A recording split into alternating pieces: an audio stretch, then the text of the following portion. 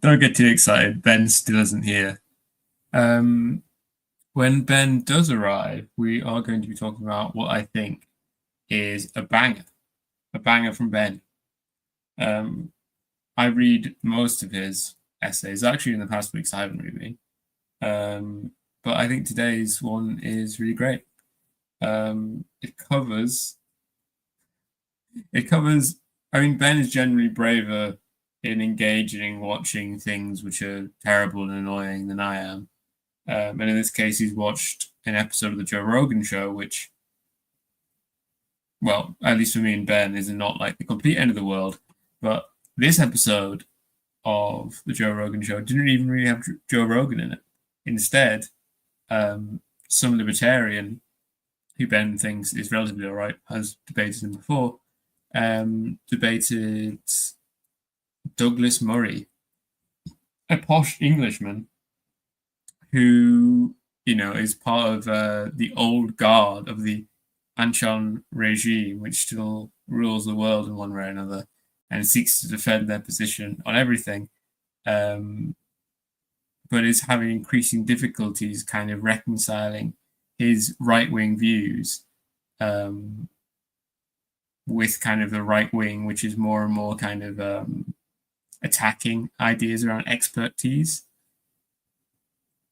as well as using his ideas. And this is where the title comes from, of right wing standpoint theory, using his ideas of more. I travel a lot. I go to places. I go on propaganda tours of Israel. So really, I know better than anyone else what's going on in the world there. Um, it's a funny thing, especially his arguments on expertise that I'm sure we're going to get into when Ben arrives. Sorry, during the comments. One thing we'll get into when Ben arrives is not just that Douglas Murray has a strange idea of expertise, but is kind of in some way honest enough to. Well, it's a similar thing to where we'll ask Jordan Peterson whether he believes in God, and nearly everyone can answer that question in under 10 seconds. Most people can answer that question in under 5 seconds. But to answer that question, Jordan Peterson, the kind of the great defender of Christianity, could take 5 to 10 minutes to answer the question of, do you believe in God? Indicating that he doesn't believe in God, but would like people to believe in God. He himself would like to believe in God. And something relatively similar is going on with Douglas Murray, where when you ask Douglas Murray whether he's an expert in something, whether he has expertise around Israel and Palestine, because he'll tell you to listen to the experts, but then the obvious question is to go, well, are you an expert on Israel Palestine? To which he just kind of says stuff for a while. Kind of says, well, I'm kind of some sort of an expert about some things, but not necessarily this thing, and so on. So yes, I enjoyed Ben's essay this week a lot. Though I think the one thing the main kind of concern or interesting question I had about it, and I'm not sure if there might be a section on this that Ben deleted, but Ben was talking about how, what is the expert position on Israel Palestine? But Ben mostly contrasts the situation here with kind of ordinary people who might have a normal view on Palestine, which is like anti-genocide and so on. And then there's experts and institutions and so on, which are pro-genocide. But I think what's been notable about the Palestine war is that actually, even more than Ukraine, there's much more dissent. There's a great deal of dissent in kind of the official institutions of the West from kind of the State Department IDF view of the situation. Like on the topic of the humanitarian situation in Palestine, Douglas Murray wants you to believe in like the experts, but the experts in this case are the IDF. And it's not really clear, in the State Department, it's not really clear why we should think that the IDF or the State Department are experts on the humanitarian situation in Palestine, as opposed to groups like the Red Cross and the United Nations, and Amnesty International and people like this, who dedicate themselves to studying humanitarian situations. Why we should prefer the Israeli State Department view rather than the view of kind of these actual expert, seemingly to me, groups. To which I'm not sure what Douglas Murray would say, but I guess he would say something along the lines of, well, all these institutions like the Red Cross are actually captured by the international Palestinian conspiracy. But the problem with going with that kind of question, which would be the generic right-wing view, is that you further damage and attack kind of the institutional view that you're trying to defend. If we should generally trust institutions, but all the institutions outside of the Israeli Defense Forces and the Palestinians, the IDF and the State Department, then you're left with a very short list of institutions we should trust. And it seems like being an institution is not actually the way. Being an expert on the area is not sufficient. Actually, what you need is not just expertise, but kind of the right kind of political view, the right kind of orientation, where kind of you dismantle your normal human concerns and you forget that the Palestinians are people, because we can be critical of this kind of modern or postmodern view where humans are reduced to statistics. But when humans are reduced to statistics, at least each person counts for one person, I know. Hey, I came in on each person counts for one person. That sounds right. Yes, I was talking about how we can criticize kind of modernity for having this situation where humans are reduced to numbers. But when humans are reduced to numbers, at least every person counts as one person, Right. And it seems what kind of the State Department IDF are trying to do is to say, well, no, actually. To say that kind of these people, there are people who don't count as much as other people, which is actually much worse than kind of the generically kind of bean counting, accounting of humanitarian it's bad enough to reduce people to numbers, but it's much worse when the rate of reduction isn't even consistent. Yeah, I would like to be a 1 and not 0.1, Yeah. But what was going to be my main question for you today, Ben, I don't know if you deleted a section about it, but I really liked your essay. Well, it wasn't this week, but it was 2 weeks ago, 1 week ago. Last week. Last week. I really liked this essay, but my main question throughout it was you didn't seem to go into questions about, well, what do actually institutions agree with Douglas Murray? Because I was saying the IDF and the State Department seem to, but why should we think that the State Department and the IDF are the experts on the humanitarian situation in Palestine, as opposed to like the Red Cross? Yeah, right. So Murray is leaning very hard on expertise, and I think he's doing it in a way that in a variety of ways doesn't make sense, right? Which is like what I'm exploring in the essay, and I do talk a little bit about at the end about how, hey, there are actually cases where deference to experts makes total sense and you should do it, right? I just don't think they're like very relevant to the context here.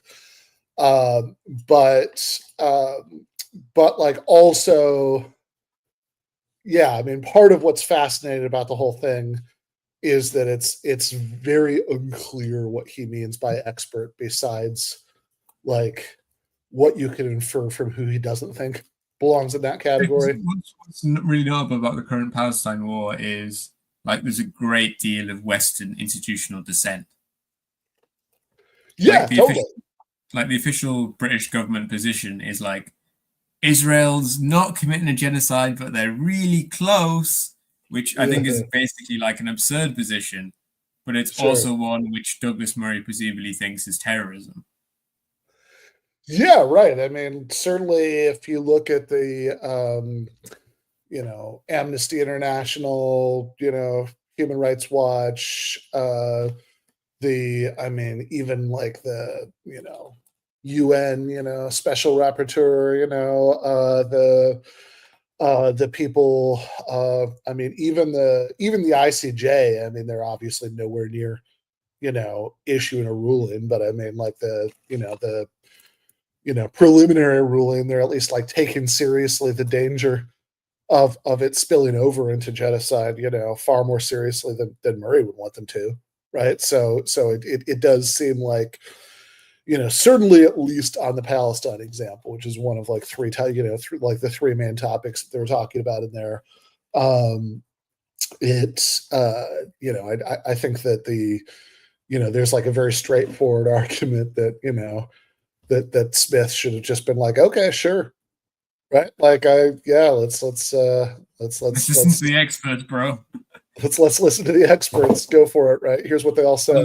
the three there Ukraine, Palestine, and COVID, or is it? No, the three were Ukraine, Palestine, and actually the only one that I think Murray is kind of right about, probably, Oh, the which weird is historian. the weird historian, right? Daryl Cooper, which they spent like a fair amount of time talking about him in the beginning. Like I kind of spent the least time talking about it in the essay because like I'm not I haven't really looked into this guy. I'm probably not going to because like it just seems like it'd be a lot of work for not much reward. Yeah, I mean, a World War II historian who starts to like the Nazis too much is not a new story and not really worth reporting on. Yeah, exactly right. It's like that. It just seems like, yeah, I've definitely seen some stuff, certainly from his social media, that makes me suspect that um, at least there is some vague, like, I don't know, eyebrow waggling. I'm just saying stuff that does trend in that direction, and that this guy probably is bad news. But also, I know that like when you start arguing about this, people are like, well, have you listened to his podcast? It's like, no, and I'm not like, it's Ben's already bravely subjected himself to 3.5 hours of Douglas Murray. You can't expect him to do any more than that. yeah, I'm not going to listen to 30 hours of the like one of Daryl Cooper's historical podcasts to decide whether like this is entirely fair. But like from what I've seen, I think Murray is basically correct about this guy, right? Like that's a I mean, that's a semi-ignorant judgment, but again, it's also just like by far the part of this that I care the least about. Like, I think that there's some, let's put it this way, right? There's, I don't know if I have enough evidence for, a conviction, but I think that there's like probable cause for like a search warrant, right?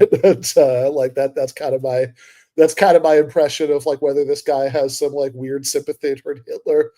Um, Do they talk but about Trump? what's that? Do they talk about Trump? Oh, No. There's actually no Trump talk in this in those 3.5 hours. Except I mean, like there are like passing references to like his Ukraine policy or whatever, but like basically there's no Trump talk. Interestingly enough, though, Trump himself, uh, with fascinating timing, considering like how much online buzz there was about this debate. The next day, Trump tweeted out about how amazing Douglas Murray's book was and how everybody should read it. really? Wow. Yeah. Wonder how much he So paid for yeah. So I don't know. I mean, look, my one of my sort of core premises about Trump that I feel very comfortable with in any situation like this, where like a book is the subject, is that he hasn't read the book because I don't think Trump reads books. it. Um, Definitely not. I would be, I would actually be amazed if he, at the very least, since graduating from Wharton, I would be amazed if Trump has read a book. I Yeah, I don't was think gonna that's say I'd be surprised if. Yeah, I guess he probably had to read a book in university, especially back then. But yeah, like certainly um, since then. And like if somebody were to tell me that he managed to like get through his education without reading a book, I would be very unsurprised by it. But it's like sure, maybe he had to read some books in school, but like since then, absolutely not. Yeah, I was just going to say because elite conservatives in the UK are generally very Trump reluctant because he's brash and he's big and he's rude. Sure. Yeah, I'm not really 100% clear how Murray is positioning himself with relation to that. I would be very unsurprised if he was less Trump reluctant just because he does have, like, he is clearly interested in selling himself to an American audience. He'll write stuff for like the New York Post or whatever. So I think he's probably not he probably my guess would be that he probably doesn't go around saying like I don't like Trump that much. Did they Now, bother to thread the needle that the UK and the US were both run by right-wing governments in 2020 for the COVID thing? yeah, well, that's always the funny thing about that, right? Like, whenever people talk about COVID, like, whenever like right wingers talk about COVID, it's always like, gosh, you know, remember when President AOC made us lock down and wear masks? Yeah, I mean, someone did a COVID was a Chinese bioweapon, but it was also a mild cold. But Trump also saved millions of lives developing the vaccine, but also the vaccine didn't work. No, that is pretty much the shape of it, right? Like it's just incredible. Like, I mean, especially like, I don't know. I mean, when COVID started, I lived in Georgia, which had a very right-wing Republican governor, and I also lived in America, which had Donald Trump as the president, and like, I don't know, everything shut down, right? Like, I don't think there's any way the Democrats did that, right? Like, that's that would seem to be President Trump and Governor Kemp, and Georgia reopened like super early, like earlier than like anybody did, like so early that Trump was like, "Oh, I don't know if this is a good idea." Like, actually did kind of mildly criticize Kemp for doing it, but like, it's not like they didn't shut down at all, right? So like the idea that like the lockdown, or whatever, what we called lockdowns in the US, which was like, I mean, it's kind of absurd that we use the same words to describe what happened in the US and like what happened in China and even the UK. I mean, my sister and her family live there. Like, I know, like, Yeah, I mean, it got a bit ridiculous here. There was times where it was banned to meet one person outside, which was just had no medical basis in anything. No, not at all. And like, it's all, and yeah, totally. Like, and it's like there are people, like, there were restrictions on people's movements in the UK that like nothing like that ever came close to happening in the US. Like that like, that like what people really mean by lockdown in the US is like the stores were all closed basically. Right. Like, that like that like public non-home gatherings, right, were restricted in all these ways, right? But like, nobody, like, if you were just doing it on your own, I mean, there was no even pretense to like legal restriction, and like you could like spend all day every day like wandering around outside, right? That was fine. Nobody was gonna stop that. So it's like, yeah, whatever you think of like what the right, COVID policies would have been, and like, I think it's also like a little bit of a tricky issue epistemically because like, I think people were sort of scrambling to deal with like rapidly changing, data at the time, right? But it's like whatever you think the right policies were, it's like clearly this idea that it was like a lib thing that like people had to do this is just totally bizarre, right? That's like, yeah, that the right wing government in the UK, right wing government in the US, like, but yeah, everybody just kind of, uh, uh, Douglas Murray isn't actually gay, is he? No, he is. Oh, he is. Okay, that's it. That's interesting. Okay, which is again very UK conservative, unsurprising, but is a difficult thing when you go to the US. Okay. Yeah, because there was I mean, less difficult than it was just a few years ago, even, but yeah, still, it would be like, yeah, I mean, I was slightly surprised, so there we go. Mm. Yeah, I think it is actually kind of funny to have that information now, though, right? Because like there's a point in uh, and yeah, there's a point in the debate where Murray makes this joke that he goes back to a couple times, where he's like, well, us right wingers, or I don't know, you're a libertarian. Those just sort of seem like the bisexuals of politics. You just need to choose. Uh, so that joke actually reads slightly differently knowing that he's gay, but Yeah, yeah. yeah, But yeah, it's although, yeah, I mean, it's like, I think it's like less like it doesn't fly at all. I mean, it's like, I think there's like clearly like more space for being a gay conservative in the US now than there was. Although, like Dave Rubin, who's like a very famous example, like has had to like eat a lot of shit from like his like associates and fans, right? Like he had like famously there was like he was like interviewing like Ben Shapiro on his podcast, and he just sort of casually mentioned this example, like, oh, if I invited you to a party for my anniversary, my husband, would you come? And Shapiro was like, oh, absolutely not. yeah. That would be Wow. celebrating a sinful, marriage. And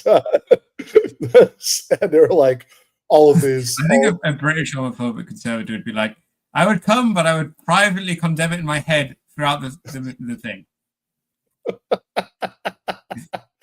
Yeah, fair. Uh, but and yeah, there were all these like Rubin fans who were mad that he and his husband were like using like a surrogate to like have kids, and that Yeah, I think like that's when people like really freak out at right wing conservatives. Like, you can just be gay, but when you try and be gay and have a child, then like all your fans hate you. right, yeah, which is yep, seem like strange, unhappy people, but whatever. What do you think My like the social center warfare. of Murray's kind of expert argument is? Yeah, so Murray, Murray is arguing throughout this episode, and it's actually kind of remarkable how much the conversation was tilted towards this, right? Like, because they do, over the course of it, I mean, it's a 3 hour and change episode. Like, they do spend like a fair bit of time talking about the first order issues, about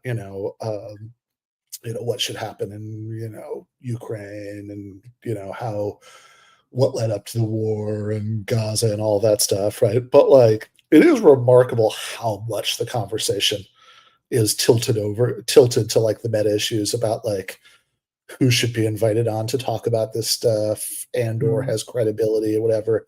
And it's also remarkable given how much time they spent on the second order stuff that They they don't really get anywhere on it. that they don't get anywhere on it, and also that like given how much time they spent on it, that like Murray's actual position is still pretty fuzzy, right? It's like what is he actually trying to say about the second order issue?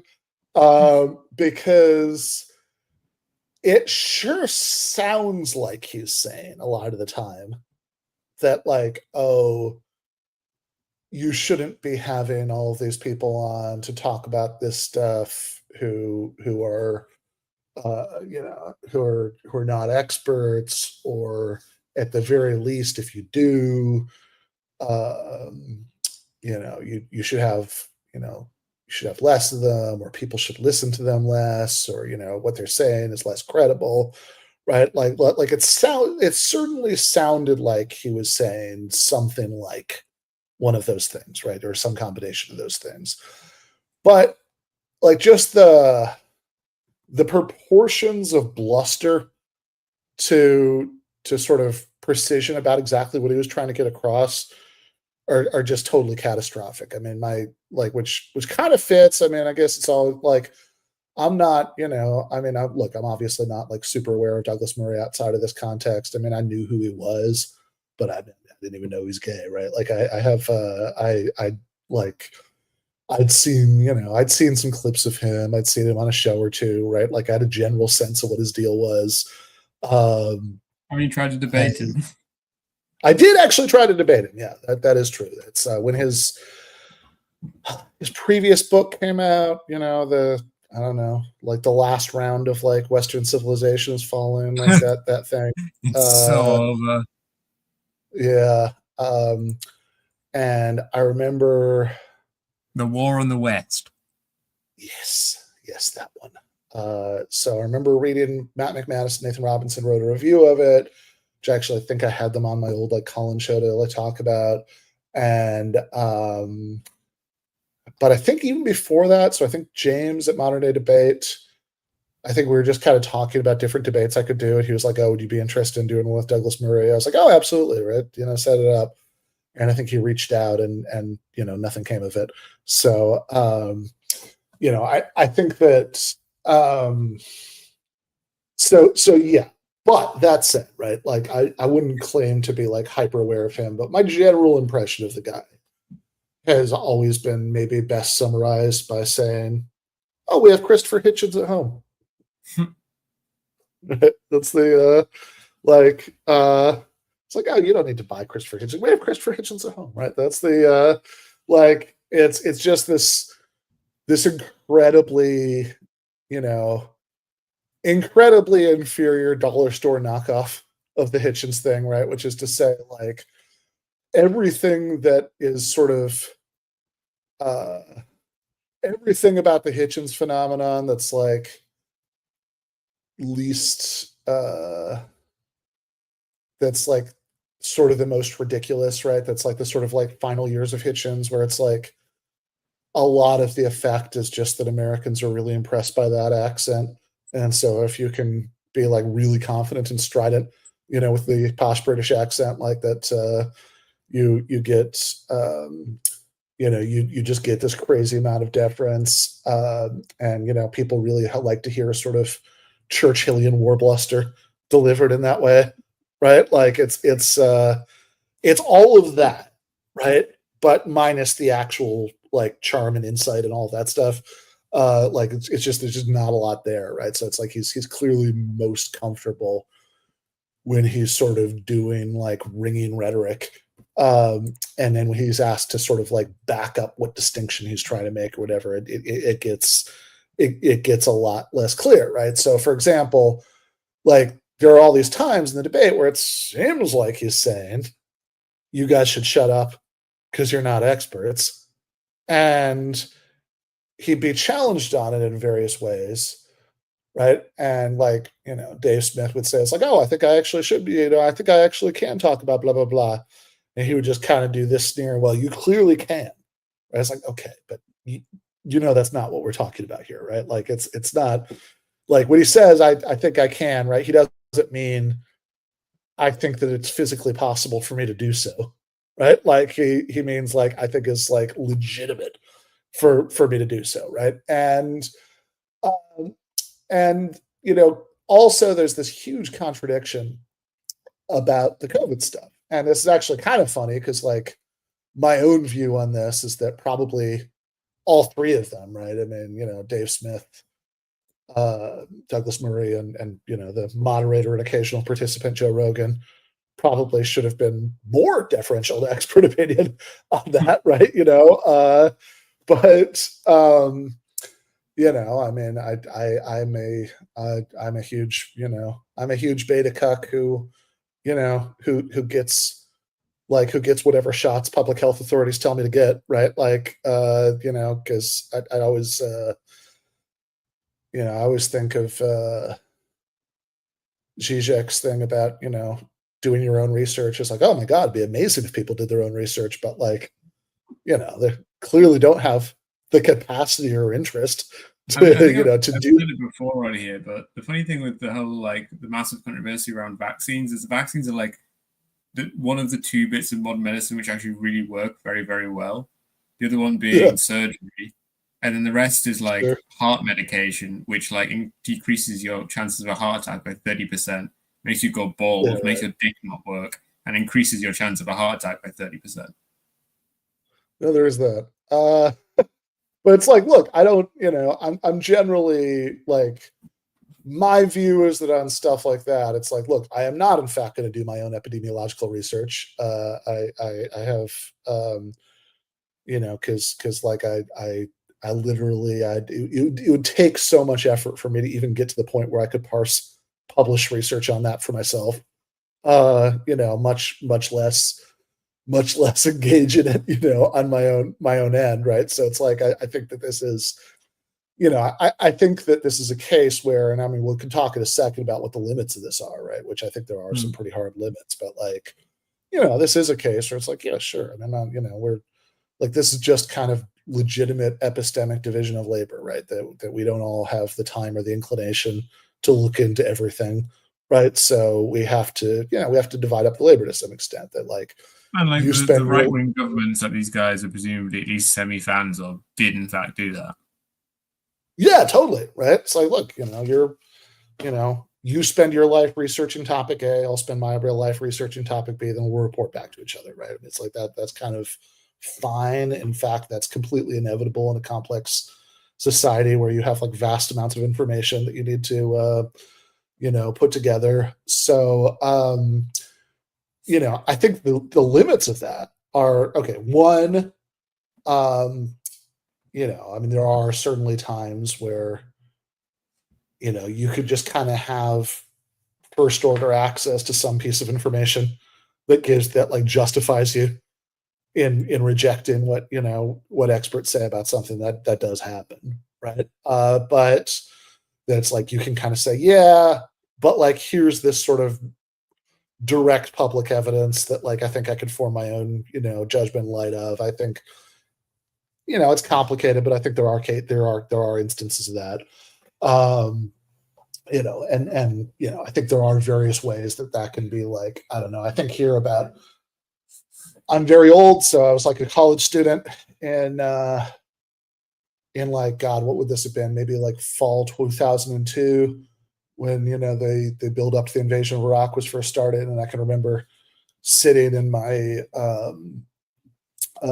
political science class at the small college in Grand Rapids I was going to at that point, and my professor, who was not like a big Bush guy, he was like kind of a liberal Democrat, but like you know, he was just like, oh yeah, I mean, surely, like we can just kind of take it as a given that there is in fact this WMD, program in Iraq, and then we can sort of like, argue about what to do about it, right? But like, um, and I can remember raising my hand and be like, really, why?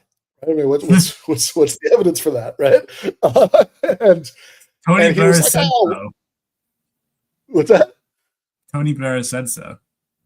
Yeah, more or less, right? I mean, he was like, well, presumably there's a lot of stuff they're not telling us because they have like intelligence agencies and blah blah blah blah blah, right? Um, and I think like it's not just that I like happen to luck into being right about that, but like I also think looking back on it, it's like, yeah, I think that given the available evidence, it was in fact a totally reasonable judgment that we shouldn't defer to all of that because like, I think there's just some kind of commonsensical reason to think like if they had some amazing evidence of that, uh they would have had every incentive to share it, right? Like, I mean, to, Yeah, to and sort of like do you the, can say like, oh, it's classified or whatever, but when you're launching like a ground invasion of a country, at some point that becomes a bit irrelevant. yeah, Like exactly, it's not right? And it's like, necessary to well, retain like classified information on Iraq in order to protect your sources or whatever when you're just going to take over their government. yeah, yeah. And like, also, I don't know. I mean, you think about like Cuban Missile Crisis, right? Like Stephen said at the UN, right? It's like, hey, here are the pictures that we took. Check it out, right? Here are the Soviet missiles being, put into Cuba. Like, I think that, I think that they would have again had every interest in doing that, and certainly wouldn't have like just, you know, uh, cared so much about, the chance that they were burning some Iraqi sources that, like, with the stakes that high, right? They just wouldn't have done so, right? So it's like that seems like Because they ended up burning plenty of Iraqis. Yes, also very true. Yeah. And so like that seems like a sort of reasonable example to me. Um, I again, I mean, my so it's like even that's not like an absolute thing, but it's like, yeah, I think that like all else being equal, if somebody has access to information that you don't, right? It's like okay, in the I talked about this a little bit in the essay. I think we never did an episode about it. I'm trying to remember, but I did this Substack earlier this year about feudalism, and I was talking about this a little bit in that context because it's like, okay, if like a bunch of medieval historians say actually like feudalism is this like unhelpful construct or whatever, do you defer to them? If so, why? Whatever. And it's like, and kind of my position there. It's like, well, there are certain kinds of like factual premises that they could appeal to. You should certainly defer to them on that, right? I mean, I'm not, I don't, I can't read Latin, and I'm certainly not reading medieval Latin documents in like old archives, right? Like, so, you know, medieval historians have access to all sorts of information that I don't, and so if they make like factual assertions, right, about what they thought, about like what happened, right, in medieval Europe, then like sure, I'll absolutely defer to that, right? I think you have to, but then when they're like make complicated theoretical inferences and explain their reasoning, then I think all of us civilians are then able to sort of come back in at that point and be like, okay, does that reasoning make sense? Right? Like that's the distinction I would make. And certainly here, like I think that Murray is when he sort of does this thing, it's like, oh, why are, like, I mean, I'm already being more precise than he was, right? Like I think he left it like way more vague, right? But like it's like, oh, why are we listening to all of these people who aren't experts when they're talking about, Gaza or Ukraine or whatever? It's like, okay. Um if the question is why are we listening, to them on specific factual issues, it's like, yeah, maybe. I mean, like if the question were there's some factual claim that like there's a consensus of people with relevant expertise about, and then I don't know, your Dave Smiths or whoever, right? Pick some like Rogan guest that Murray would object to, is coming along and be like, nah, that's bullshit. Right? It's like, yes, I agree in that case, right? They lack credibility, right? Like,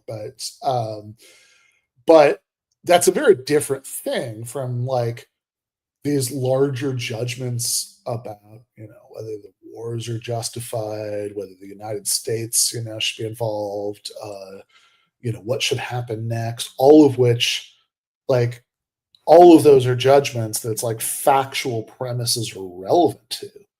But my problem is that one, you have, okay, so the expertise is relevant to the premise, but it's not really relevant to the inferential part, right? I mean, when it comes to their reasoning connecting the premise to the conclusion, I mean, I guess I could actually make a claim here that we should all be deferring to, uh, academics who specialize in logic. That'd be very convenient. But whatever. Nobody's, no, I believe there's exactly one of those who's ever appeared on the Joe Rogan show. So,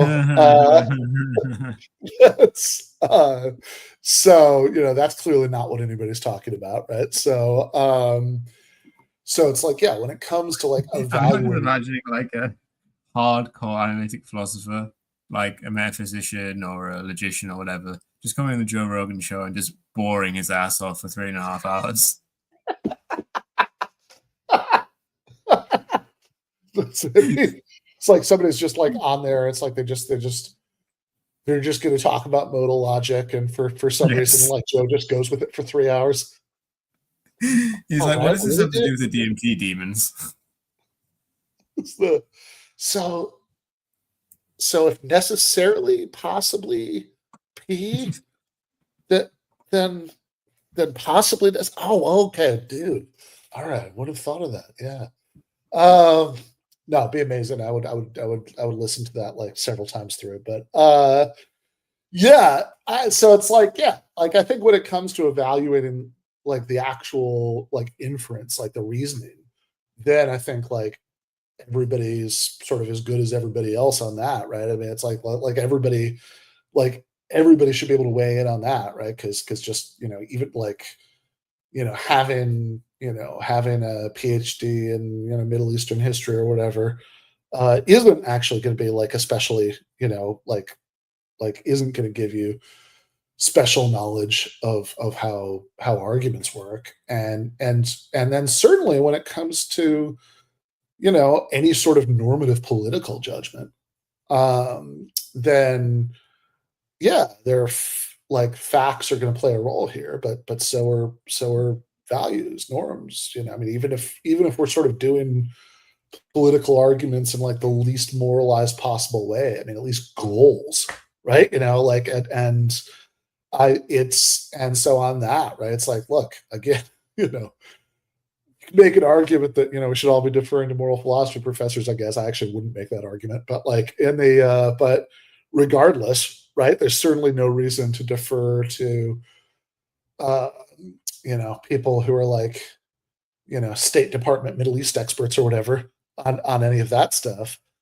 And so I think none of that really makes sense, right? Like, and I think, but I think that where the argument just really tips over into abject absurdity is that there are several points as the conversation, well, especially in the later part of the conversation, where Murray seems to regard like just having taken a trip as a form of expertise. Like that if he's, like if the Israeli government flies him in to go on a tour and stand on a tank, looking through binoculars and having his picture taken in a flak jacket and solemnly nodding while the people. question of like, okay, say like Douglas Murray had been like, oh, when was the last time you were in Palestine, Israel, whatever, to the guy, and he was like, oh, I was there last week. He's like, oh, how many times have you been there? And it turns out that like this guy's been more recently to more places for a longer time and has done it one more time more than Douglas Murray. Then what's his move, Yeah, no, totally, right? It's like, well, okay, hold on. Like, if that were the case, would that mean that like Smith's arguments were retroactively better, right, than they would have been otherwise? I mean, why? Right? I mean, because it's like it doesn't have, it's just such a weird claim to make, right? Because, like, yeah, I mean, one way that you can gain information about a place is to visit and look around, but like honestly, that's and whatever. I mean, I think look, travel is good. Travel is enriching. I'm all for people traveling.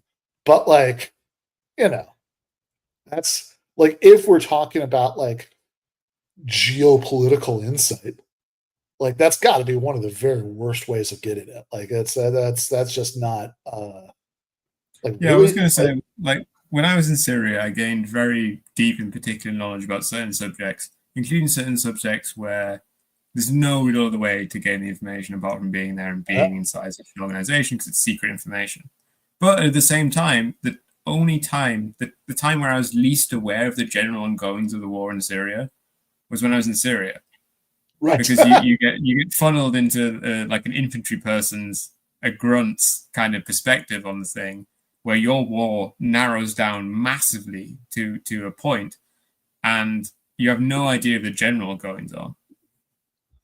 Oh yeah, absolutely. I mean, which is like, look, I mean, in some ways, actually, is the way that it should be, right? I mean, that like in other words, like it's the way what I mean by that is like it's that like if you're going to be effective in what you're doing, right? Like as an actual participant, like in some ways that's actually kind of the attitude you should cultivate, right? That's like I'm not going to worry about what's going on. I shouldn't be sitting on Reddit Syrian civil war for 3 hours a day. I should be doing military training for 3 hours a day. Yeah, exactly. Right? It's like I always think of there's a oh God, where is it? See if I can find this. Yeah, that's he thinks so. There's a line. There's a line I always think about from Adolf Reed when he was interviewed in Current Affairs, like I don't know, back in like 2020 or something, and he's basically urging the virtues of like calming down and having a sense of perspective about politics, basically, and he's talking about that in the context of the 2016 Bernie campaign. He says, on the Sanders campaign trail last time, it felt like a fair amount of my effort was trying to equilibrate the passions of the young, exuberant Bernie-crats, the sort who go off after a day of canvassing and get a tattoo on their arm. They tended to rise and fall with every news report, what's happening in the Iowa polls or what's happening with what Clinton said or did. And I found myself giving them the story of Sergeant Pavlov at the Battle of Stalingrad, that these 25 troops held a building for 58 days against multiple daily Nazi assaults, and they were focused on what their job was, and their job was to hold that building. And the campaign workers' job was to do whatever they had to do that day and whatever their locale they were working in to try to broaden the base of the campaign by a handful of people. It didn't matter what was going on with Wisconsin or what Clinton had said. Their job was going to be the same no matter what, because the only way to build a campaign is through that kind of work, right? So it's like, there's soon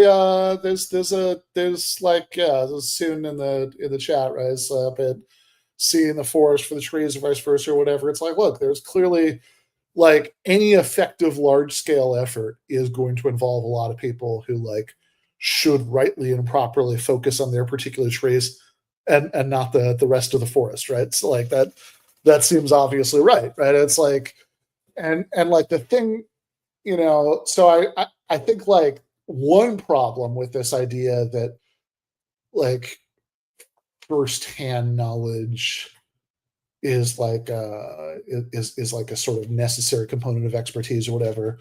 I mean, well, the first problem with it, which isn't even really a problem with it, it's just a kind of thing worth noting, is that like nobody is actually consistent about this. It would be, and it's at least telling about what the actual problems of the position are, because the reason no one's consistent about it is because it would be so obviously nonsensical to be consistent about it, right? Like you, like really, you're just, everything has to be about firsthand knowledge. I mean, this is, I mean, what's like, okay, I mean, maybe Douglas Murray has been to North Korea, but if he hasn't, does he shut up about it, right? Like, right.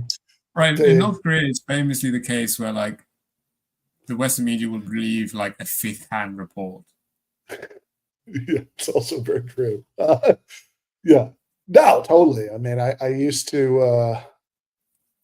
actually used to know somebody when I lived in South Korea who would lead people, like he would take like, Westerners who are like often like businessmen and stuff who wanted to like do the established contacts on these like tours of North Korea.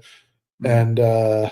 And then I think he got like he started to get a little skeeved out by like his I don't want to put words in this guy's mouth, but in case anybody knows my history well enough to figure out who I'm talking about. But like he stopped doing that. But but like he used to be my go-to for when I saw some crazy North Korea story. I was like, do you think this is true? Right? And like a lot of the time he'd be like, I have no idea. Right. But like, that was like at least the most famous North Korean bullshitter became a meme because she went on Joe Rogan. Yes, yeah. There's that famous image of her against the red curtain, on Joe Rogan. And like the meme is always just she's saying the most insane shit you can imagine about life in North Korea. The people ate the dog, and the dog ate the people, and Joe Rogan's like, "Oh wow." Yeah.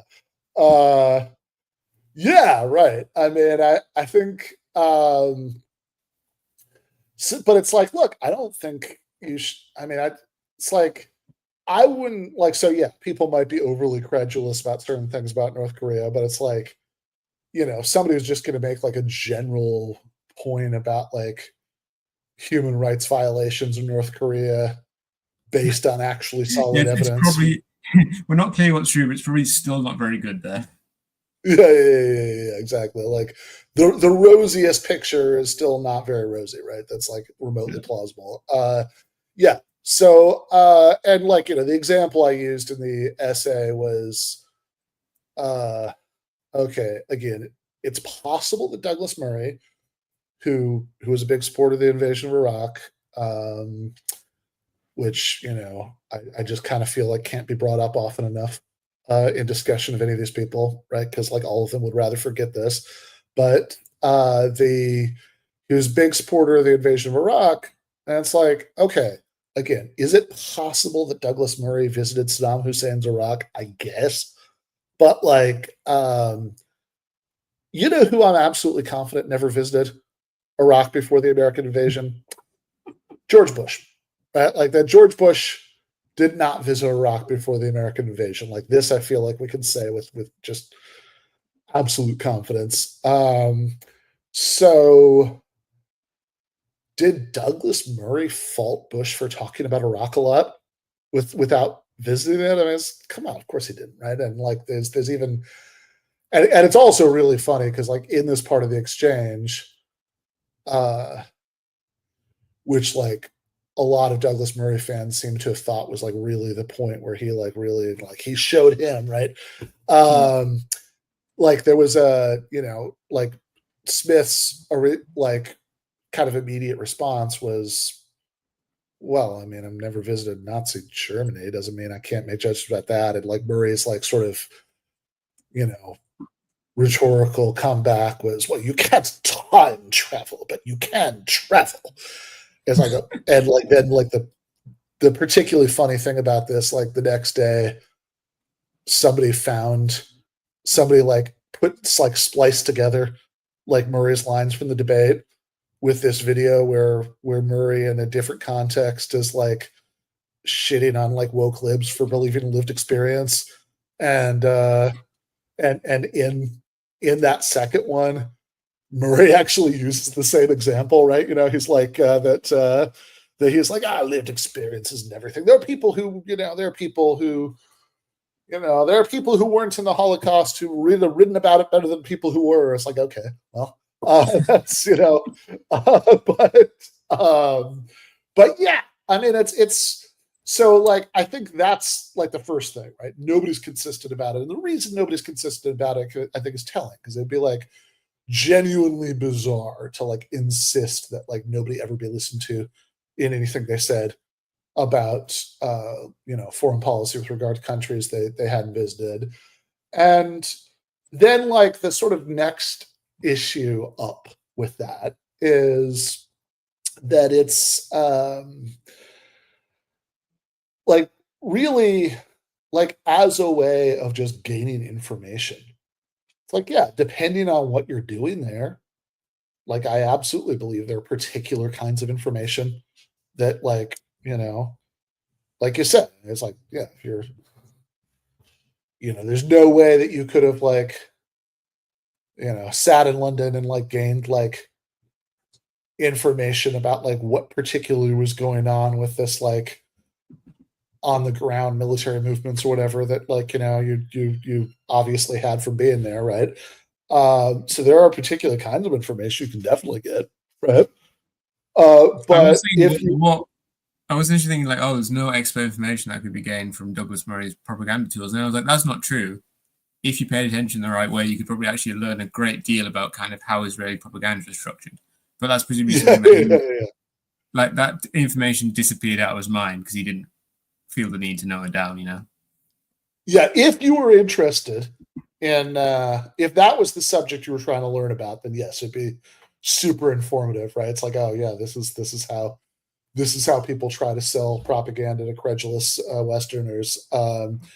Then yeah, that would be right. But it's like, yeah, the sort of information he's trying to learn. It's like, yeah, this is again one of the worst possible ways of gaining it because like you're seeing what they want you to see, right? You're getting this very tendentious interpretation of everything constantly narrated to you as as you're seeing it. You have this kind of immediate psychological pressure because of who you're around to like interpret things in a certain light. And of course, look, even if none of this were true, like even if he were just like wandering around freely and not being, even if he didn't have like an itinerary and guides and all that stuff, right? Like it would nevertheless be true that it's like anything you could possibly directly observe would be such a tiny part of the overall picture, right? I mean, that you have to. It is funny that he presumably travels Israel like people are forced to travel North Korea. Yeah, no, absolutely. I mean, like, the original, when my book Canceling Comedians While the World Burns came out, I had a a chapter in there on tankies that it was actually not an uncommon reaction by like people who liked everything else that I said that they didn't like that chapter. Now in some cases they didn't like it because like they were actually tankies, but also like some people felt like that was a ridiculous word to use seriously, and part of that's because of this sort of concept creep of like the way that some people use it and whatnot. It's like, okay, I hear all that, right? But it's like the people for whom the term was coined were doing exactly what Douglas Murray is doing in Israel, or for that matter, Ukraine, right? Like that like your guests of the regime being like taken on a little Did you see propaganda that tour. a US congressman used an artillery piece in Ukraine? Like a live firing combat line artillery piece. Yeah. Or God, who was the Nikki Haley was famously like signing like bombs in Israel. Yeah. Give him hell. It's like, oh, that's nice. That's the bomb that's gonna like blow up a family somewhere. Yeah, no, but it's like, no, you are literally like the people for whom the term tanky was coined, the sort of like bright-eyed, gullible, like Western lefties who go to some like hideously authoritarian place and be told like, oh, look how happy everybody is. Do you want to, do you want to get your picture taken standing on our tank? Right? Like, yeah, that's the thing that Douglas Murray is doing. So even if you thought that travel in general gave you some sort of expertise, then like this would be like a particularly absurd case of like trying to extend that principle. But also like, well, travel doesn't like, yeah, sure, like I'm not saying you don't get anything out of it, but like, it's, I don't know, I always think of back in the day when I used to read Glenn Greenwald all the time in Salon, and I had much less complicated feelings about his politics than I do now. Um, I I remember one sign I think actually of like some, a hint of some of Glenn's later development was that he was a very, very avid responder to comments on those Salon articles. Uh, yeah, so it was sort of Not the sign of a peaceful soul. yeah, it was kind of the pre-Twitter version of Twitter, right? But some of the responses were pretty good. And one that I'll always remember is he had this article in Salon about how like when Obama came in, there's all this stuff about how he was going to restore like America's reputation abroad or whatever. And there are these polls about how like in the different Middle Eastern countries, like anti-American sentiment was as bad as ever or worse. As the and some woman in the comments was like, oh, I don't think that's true. My niece just got back from Egypt, and everybody there loves us. It's like, and I just remember Glenn being like, "Wow, maybe we should just abolish polling, and just send your niece to different countries to report back on how the people think." Vibe-based analysis.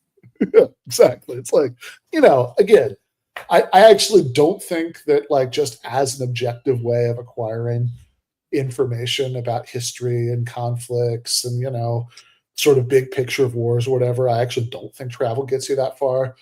But like, yeah, and when someone online says to me like, "Oh, well, I've perfectly experienced X, Y, and Z," and it's like, I don't really care because I know you as well as any other person in the world, right? And what you were saying personally, I've got absolutely no ability to judge that at all. Like, of course, testimony is relevant, but only when I have some understanding of the person that's saying it.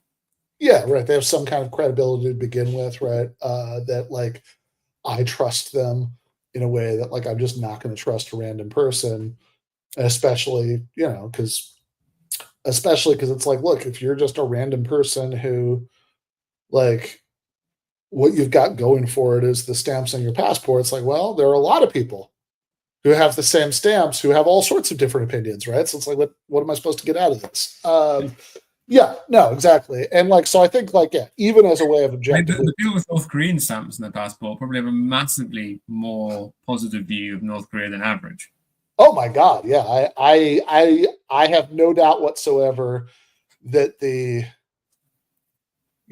overall, if you compared opinions on North Korea within that subgroup to the general population, it would trend wildly more North Korean because who else is going to bother to visit North Korea, right? Yeah. It's like nobody, like, but also because North Korea is never going to be as bad as like the hysterical image of it, right? Especially the bit that you see. So even if you're a normal guy who just likes dangerous tourism, you'd be like, oh, people aren't just being shot dead at the street 24/7. So yeah, right. So right, the bar has been set so low, it won't take you much to convince you that it's like at least better than what you might have expected, even if you're just I like dangerous tourism person. And also statistically, like that's just going to trend towards people who are sympathetic toward North Korea. And that's like who are already sympathetic toward North Korea. It's like one of the weird things I've seen some like, I mean, I think to be fair, this is probably just sort of online philosophy enthusiasts probably who mostly like this argument, but like a weird thing I've seen people make a big deal of is like, okay, sure. There are these polls where most philosophers are atheists or agnostics. But aha, the real experts, right? The people who specialize in philosophy of religion, right? It's like those are mostly theists. It's like, yeah, who's going to specialize in philosophy of religion, right? Like, it's like it's self-selected, right? Like that's it's not like you just have a bunch of people who have no particular inclination one way or the other, who then specialize in this thing and they become theists, right? It's like, I'm sure that happens, but it's like, by and large, like it's like, yeah, people who are religious and kind of want to make sense of it all and want to like come up with a more sophisticated way to defend it and all this stuff, like are the ones who are going to go into that. It's the philosophical equivalent of deciding that you want to take a trip to North Korea, right?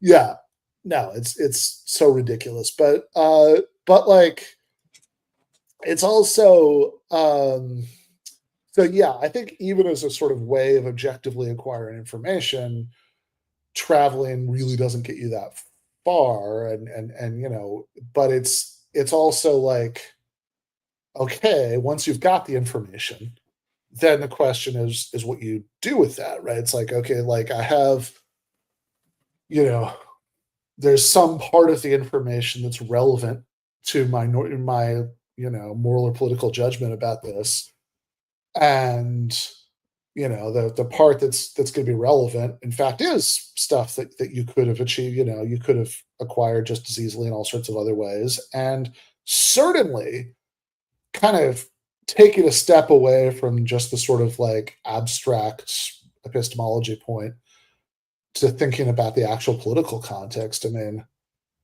in what is supposed to be a democracy, if we have if we're going to form judgments about foreign policy, most people are not going to have firsthand knowledge, right? I mean, so like you have to just kind of like whatever, like if things are going exactly the way that they're supposed to go, right? If everybody is being, as rational as we could hope for them to be or whatever, right? Like the thing that the judgment is based on, for the vast majority of people, has got to be like third person, publicly accessible information, right? Like in the I'm Bertrand just remembering Russell. that bit in the Comenian Ethics where Aristotle thinks that the idea of a city of 100,000 is inherently absurd because a city of 100,000 can't possibly be a polis of like, informed voters that are like directly engaged with each other and so on and so on. And yeah, I think maybe if you're still holding on to this kind of idea, then you're still holding too much onto like a first person kind of information. But clearly, we don't live in that sort of society. Yeah, right. I mean, it's like, yeah, I mean, and if we did, like, I mean, look, we sort of don't have. If you lived in something Aristotle would recognize as a polis, your foreign policy is what, your interaction with two towns over, right? I Yeah. mean, like, it's like, I mean, I understand the Persians might invade or something, but outside of that context, right? Like, if you're in a large complex society that's going to interact with like other societies elsewhere in the world and all that stuff, which by the way, I mean, I guess one consequence I'd like of all this is that if, most people aren't justified in forming judgments about distant societies, that there is a sort of obvious anti-interventionist takeaway from that, Yes. right? Like, but but it's like, look, you're gonna have, any sort of political argument is by its nature going to be based on, in the Bertrand Russell terminology, right? Now, knowledge by description, not knowledge by acquaintance, right? Like it has to, it's going to be about third person, publicly accessible knowledge, not, lived experience, not, deference to it, not any of that stuff, right? It's gonna be based on stuff that in some sort of reliable third person way people can confirm is true, right? I mean, to the extent there are factual judgments there, and it's like, look, I don't give. It's like, yes, sure, if you want to like drill into the details of certain kinds of factual questions, then I agree. The person you should have on your show is not Dave Smith or Douglas Murray. It's have, like, if you want to drill into certain kinds of factual things, right? Find the, you know, like, find the people who like actually are like, deep, Ukraine experts or whatever, right? But Yeah, that Zionist that Finkelstein argued with. yeah, totally. Betty Morris, yeah, absolutely, is a perfect example, right? It's like, look, this is a guy who, like, I actually think that if you're interested in like historical questions, like, sure, absolutely, Betty Morris has relevant expertise. Now, if you're interested in like what the political takeaway for that should be, then very quickly you figure out that like agreement on the base level facts, even to the extent that we could aspire to that, only gets you so far, right? Because like, like Betty Morris, qua historian, actually played a role in like helping to like to show like what like some of the atrocities in the 1947 date were like. But Betty Morris, qua political commentator, is like a hardened ethno nationalist whose view seems to be, yeah, we should have done more of that. No. Like, so it's like, yeah, I don't,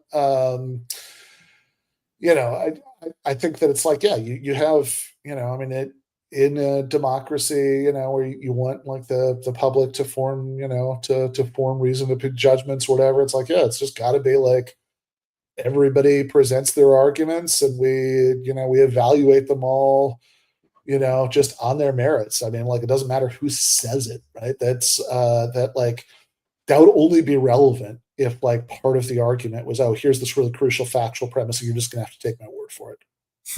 Right? But, like, that's all, but also, like, look, generally speaking, you shouldn't just take people's word for it, right? Like, that's a bad way of forming judgments about these things, right? I mean, it's like and when it does happen, it's because they don't. When you reasonably should do it, it's because they normally don't do it. Yeah. Like if Mr. references Finkelstein at some point forgot his reference and was like, "You just have to trust me on that one," I'd be like, "Yeah, sure." Because the man just spends his life drowning in books and so on and so on. Yeah, no, exactly, right. It's like, yeah, I think there are particular people who, like, I mean, I think it's certainly possible for particular people to earn trust, especially when it's not like global trust. It's like trust on particular questions that, like, yeah. So it's like it's not like, I mean, look, I know Norm. I love Norm. He's been on my show a bunch of times. It's not like anything Norm told me, I'd be like, oh yeah, sure. Right. I have right. I mean, but when we thought the Gaza war was going to end at some point, he was going to come on to argue with you about abortion. Yeah, exactly, right. I mean, there are big things I've had disagreements with him about. Sometimes small things I've had disagreements with him about, but also, like, one thing that I trust that guy on is when he, sort of gets it into his head to research a subject, he's going to do it fanatically. And so, like, if he was like, yeah, this guy says blah blah blah in his book, then, like, I would, even if he, had a brain fart where he couldn't remember the page number, I would trust him on that, because, like, yeah, one, that's a character judgment. I think he's an honest guy, and two, I think, like, he's proven himself to be somebody who will, like, spend. For instance, if I was involved in a debate where on one side for abortion was me and Destiny, who I presume is pro-abortion, and the other side was normal Finkelstein. If Destiny gave some statistic and Finkelstein disagreed with it, despite the fact that I disagree with Finkelstein on the normative issue, I would lean towards him on the factive issue. Totally. Yeah, absolutely. Right. Like, I would absolutely trust Norm more than Destiny to get the factual stuff right. And yeah, I mean, and I think, which also is a good example for thinking through the larger questions about political epistemology, because it's not standpoint, it's not lived experience, right? It's not, it's like a Norm Finkelstein is like, an American Jewish guy, but, like, in the but it's just that, like, I have specific information about him that makes me think that, that he's going to be a fanatically meticulous researcher in ways that, like, somebody could be Palestinian who grew up in Gaza, and et cetera, et cetera, et cetera. And, like, I just don't have that specific information about that guy, or, like, he has or, like, maybe I have watched that guy and I don't think, I just substantively don't think it's true about him, right? It's not, it's not about what kind of person like, what category of person you are. It's just like, yeah, there's, sure, you inevitably and properly form particular judgments about whether particular people are reliable in particular sorts of ways, although also, well, that's certainly going to be very relevant to your own sort of individual judgment, right? It's like, look, the thing, to the extent that some big important political issue, like, should we keep on, supporting Israel or whatever, like, to the extent that some big important political issue, like, that the public debate about it rises or falls on factual issues, what I hope carries the day in aggregate, right, is just sort of stuff that doesn't rely on having to trust anybody, right? That's just sort of like, yeah, just kind of publicly verifiable in information. And yeah, so it's I don't know. Let's see. In summation, I think Douglas Murray has a incoherent set of standards. He can't explain why, like, it was right and proper for him to, do the thing that he likes, that he was making a point of referencing to prove that he's like not a cuck lib, which is, which is to like sort of reject the trust the experts view on COVID, but also somehow have it with all this foreign policy thing where in fact it seems like, if anything, I mean, like, what counts as relevant expertise is a bit clearer in the medical case than the foreign policy case. So it's incoherent. It's certainly wildly hypocritical. I mean, he himself flits from subject to subject in his various books. And like, if what we mean by expertise is like sort of credentialed academic kind of expertise, which, and don't get me wrong, I'm the last person who's going to tell anybody they should only listen to academics. I actually don't like most academics, but keeping it real. But like, if we were going to say only people who are like academically credentialed or whatever, if that was the kind of expertise we were going to listen to, Douglas Murray has or whatever they call it in England, but he has an undergraduate degree in English. That's it. Yeah, right? no, BA. Yeah, BA. Okay, yeah. So it's like, okay, so he's certainly not one of those, right? So we shouldn't listen. Yeah, I want to hear his opinions on Beowulf. Yeah, exactly. Not Palestine. And then like, it's also like this sort of his attempt to like count his war cheerleading tourism as a form of expertise is kind of bizarre on the merits and like really kind of stretches the argument into absurdity. Does birthright have an age limit? Yeah, 25. Okay. Yeah. I just think about Ben going to Israel. Well, yeah. No, it's my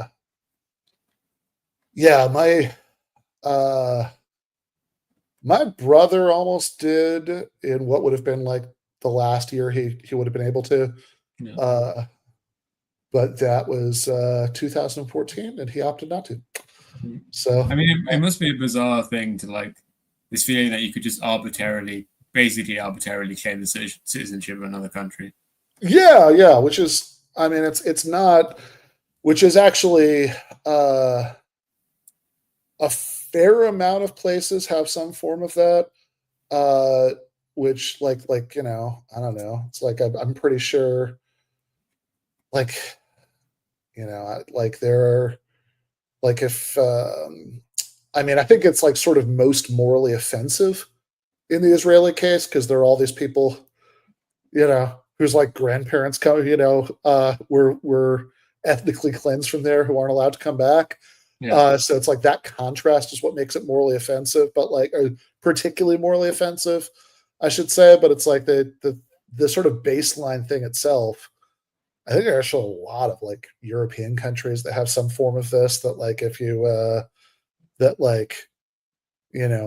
I mean, Greece has blood laws. Yeah, like I think there are quite a few European countries that have some sort of like, oh, you can claim like, if you have, I mean, I think some of them, like, I mean, it's not going to be like, obviously the disanalogy to Israel is it's not like, oh, your ancestors lived here 2,000 years ago, but like, it's, but it's like if your grandparents voluntarily, immigrated to the U.S. or whatever, you can come back and claim citizenship by descent. And, it's the whole thing is like a slightly uncomfortable question. It's like, because I think there's an order of operations here, and trying to have totally open borders while you still had capitalism would probably have a lot of bad consequences. But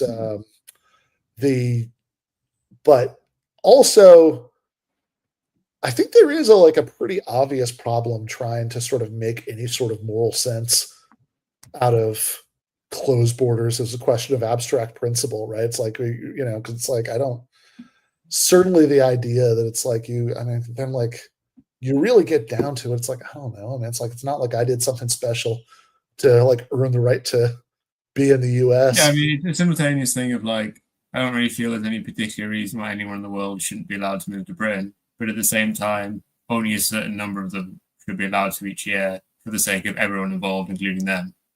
Yeah, no, I think that's right. I think like a speed limit is like a totally reasonable position here, right? But like, but it's just, you know, I mean, it's like, yeah, I mean, I think that other than possibly having that kind of speed limit, I think in like a sort of future socialist world, obviously, right? People should just be able to like move around however. I mean, I actually think the idea that they wouldn't be able to is kind of morally indefensible, but you know, it's And there's the thing of like, there's one thing where like, I'm not particularly against immigration restrictions and capitalism, but the question is like, well, people then immigrate anyway, and what do you do with them? yeah, absolutely. I mean, look, this is, I mean, in general, I think like, I think it's very unhelpful for leftists to sort of loudly brandish this sort of like maximalist position that has nothing to do with anything that's going to happen anyway. But like, is also Right. just like, I mean, just the abolish prison things again, right? It's just yeah, absurdly like unpopular and could never work anyway. yeah, exactly. Right. So it's like, I don't, you know, so it's like, I don't think, you know, I should go around being like, yes, have totally open borders right now under capitalism. I think for a variety of reasons that's stupid, but like, but I also think like people who are sort of contrarian quasi leftists or just sort of contrarian populist types or whatever who are like, oh, actually, you know, I have this wonderful pro worker position that we should like agree with Trump about immigration is like not just kind of morally odious, although it is also that, but like it's also I I think it's also just like strategically kind of nonsensical for exactly the reason you just said. It's like that like look, it's not like there's a big button on the White House desk that's like press here for no more immigration, right? And like you can Right. just What it means is actually like creating, sustaining like a working underclass, which will obviously undermine yeah, the wages exactly. of Americans. Like I mean, like it. In fact, if you look at like the position of like the sort of dominant like labor leadership in the U.S., like the AFL-CIO, it has actually like moved much more towards like a more dovish position on immigration in recent decades. And I guess if you're one of these like populist contrarian types, your theory of the case is, oh, they've just like been captured by wokeness or something. But it's like, yeah, maybe. But like, I think a more plausible theory is that it's like they've actually thought this through a little bit more than you guys have, right? That Yeah, like, like sure, you know, whatever, like support the wall or not support the wall, but it seems like they should definitely support like the naturalization of people already here, yeah, right, exactly, right. So it's like, so that they can join a labor union.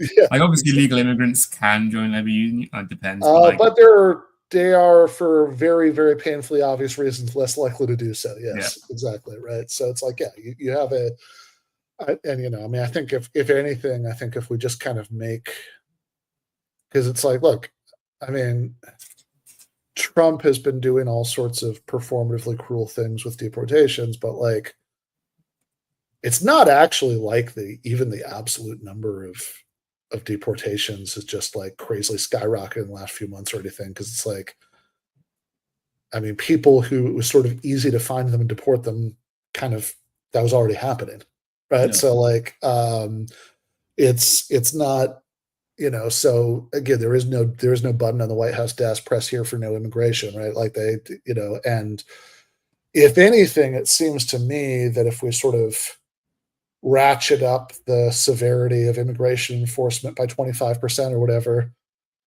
uh, most people in that underclass of illegal immigrants are not going to be deported, but they are going to be driven deeper underground. And and if anything, it seems to me that that's going to make it that much easier to hyper exploit them, right? Like so, you know, I think that if you know, I think that you like I Oh, think you that know, they just fully yeah move into like the illegal economy yeah exactly right yeah and slang exactly dope and so on and so forth. what's that Slang dope. oh yeah sure right yeah, definitely don't have to do any immigration paperwork for that yeah no exactly so yeah I think that the that it's a very, God, I don't even remember how we got off onto all of this, but I asked you about birthright. birthright. Yeah. No, that's right. And we were all just explaining there why it's fine to move to Israel if you want to. Yeah. I mean, look, I actually think it sort of is. I mean, it's not like, it's not if you plan to, like, you know, move to a outpost in the West Bank and, like, you know, engage in pogroms or whatever, that it's very bad, right? But it's like, look, Yeah, if if you're going you, to move to Israel and be their biggest libcock, then cool. yeah, right. I actually, I guess I want you to do that. So it's like, yeah, it's not that the move in there is like innately bad. Although, in most cases it probably will be. Like Yeah, but almost certainly, actually, it is. yeah, yeah, right. Because it's like, Right, because who the fuck is voluntarily moving to Israel these days? yeah, Apart from like the worst of the worst of American Jews and like Thai farm workers. yeah, that seems right. I mean, it's like, because it's like, yeah, because like in the last year and a half, right, you're not going to be like, oh, I don't want to, like, yeah, I would totally refuse army service or whatever. But yeah, I want to live. I want to move there Yeah. right now, right this second. It's like, yeah, no, I think that's right. I think so. Yeah. But yeah, so I think it's relatively unlikely that you get the more benign version of moving there in very many cases right now, right? But it's like, look, I don't object to anybody, anybody moving there. I mean, it's like I just, it's like I think, I mean, one of the things that's hardest to get people to do is just to sort of break out of the habit of, like, thinking about this stuff through the prism of, like, you're thinking of, like, entire ethnic groups as big units and, all of that stuff, right? It's like, I don't, it's like, whatever. I mean, I don't care who lives anywhere in principle. I mean, like, I have, I care a lot if, like, some people who live there are denied human rights, right? Or some people who Yeah, used and to I live. guess the other thing with Israel is also like the more based you are, they'll just be like, no, you're not allowed. Yeah, I suspect that that's true. In fact, I've spent a lot of time thinking about this lately because, like, when my brother almost went on the birthright trip, like, between him signing up for it and when it would have happened, the 2014 Gaza war started, Mm. and I remember being on the phone with him and being like, I wouldn't do this. It's just going to piss you off too much if you're Yeah. like have to be around all this propaganda and all this stuff. Yeah. And and because I mean, whatever, he has good politics, but in the and like actually in that conversation, I remember there was a point where I was like, look, if you just want to, like, visit in a normal way, I will go so far as to go with you, right? Like, Yeah. that's and I've thought about that conversation more recently because I'm like, man, would I actually be allowed to if I tried now? Yeah, like Maybe not, right? It's, yeah. like, entirely possible that, like, I'd get to It's Ben some Gurion kind of Airport and they'd be like, no. it's some kind of paradox for the logician that only the people who wouldn't be allowed to move to Israel it's only for them that it's acceptable to move to Israel. Yeah. Sort of a little Groucho Marx thing there. Yeah. No, I mean, I think that like, so it's like, yeah, I literally don't even know if I'd be allowed to visit. I mean, maybe, right? I mean, it's possible that, like, nobody's checking on that level, but, like, I feel like I've heard enough stuff in the last year and a half that, like, makes me suspect that, like, Yeah, I mean they might let you in, but then as soon as you try to go to like anywhere near Gaza and you try to go through a checkpoint, they would Google you and be like, no. yeah, and I think they literally, I don't know. I mean, if you're even, like, a sort of semi-visible um critic of what they're doing, right? Like, I mean, like there are members of Congress Yeah, that no, they Islam, expelled 2 British MPs last week. yeah. So, I certainly don't think uh I don't think my let's put it this way, if they feel if they feel no compunction about denying certain members of Congress, like admission to Israel, they're certainly not going to hesitate to like exclude some asshole podcaster. You could just claim to be some other Ben Burgers. Yeah, it's I think for better or worse. You actually have no choice in the matter. Yeah. For better or worse, I think one, it's sadly not a very common.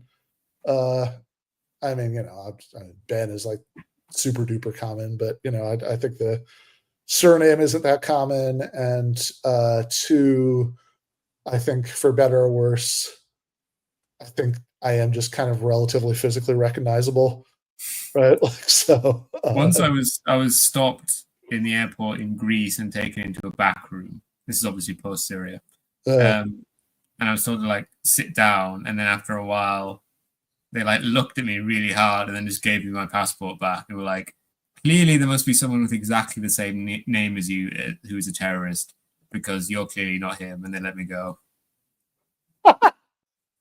So you just need to look aggressively harmless. Yeah, well, fair enough. What's on next week then? What is on next week? Were you going to be here, I suppose? Were you reasonable reasons to assume you'll be here? I think there's a good chance that I will be. I think that so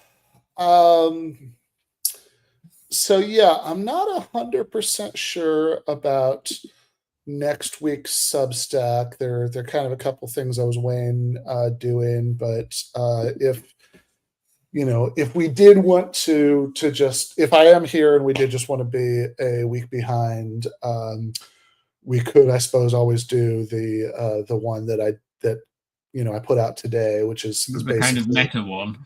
Yeah, which is kind of a meta one, which is sort of like if you're like a philosophy person, right? You went to like grad school of philosophy and you want to be useful for left-wing politics, what are some ways that you could do that? Be certainly. So yeah, we can certainly talk about that, or God knows, I'll probably get it together and do something else for next Sunday. Cool. I will set the outro video then.